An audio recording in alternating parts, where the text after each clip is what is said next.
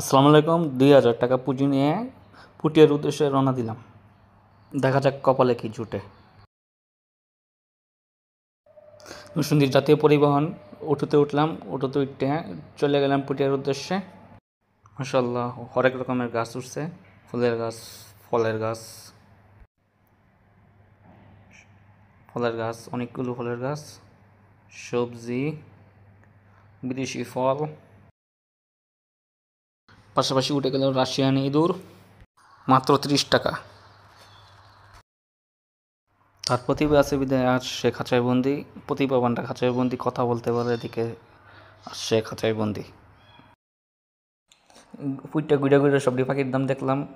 দেখতে দেখতে আশের কাছে গেলাম, আশও ভালো লাগলো, সবই কিছু ভালো লাগলো, কিন্তু সব পকেটে তো এত টাকা নাই।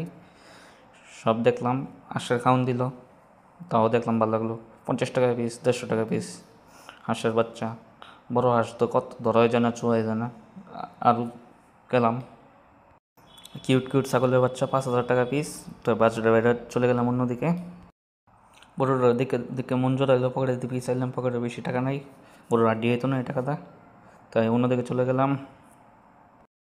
পরে দেখলাম বাজেটের মধ্যে কোয়েল পাখি খুবই লাভজনক হতে পারে, তাই বাচ্চা বাচ্চা করে কোয়েল পাখি নিলাম, পোনা দিলাম, এক এক 2 3 করে 2 50 পিস পাখি নিয়ে বাসায় চলে গেলাম। নরসিংদী জাতীয় পরিবহন অটোতে উঠলাম। অটোতে উঠে চলে গেলাম পুটিয়ার উদ্দেশ্যে। মাশাআল্লাহ, হরেক রকমের গাছ উঠছে, ফুলের গাছ, ফলের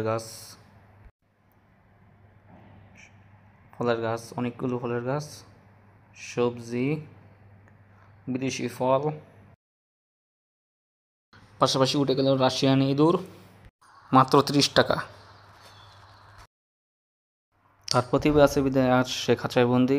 প্রতিভাবানটা খাঁচায় বন্দি, কথা বলতে পারে, এদিকে সে খাঁচায় বন্দি। ফুইটটা ঘুরে ঘুরে সবটি পাখির দাম দেখলাম। দেখতে দেখতে আশের কাছে গেলাম, আশও ভালো লাগলো, সবই কিছু ভালো লাগলো, কিন্তু সব পকেটে তো এত টাকা নাই। সব দেখলাম, আশের খাওন দিল, তাও দেখলাম ভালো লাগলো। 50 টাকা পিস, 150 টাকা পিস হাঁসের বাচ্চা। বড় হাঁস তো কত ধরাই যায় না, চুয়াই যায় না। আরও গেলাম, কিউট কিউট ছাগলের বাচ্চা, 5,000 টাকা পিস। তো বাজারের বাইরে চলে গেলাম অন্যদিকে। বড়োটার দিকে দিকে মন জড়াইলো, পকেটে দিকে চাইলাম, পকেটে বেশি টাকা নাই, বড়োর আড্ডি হইতো না এই টাকাটা, তাই অন্যদিকে চলে গেলাম।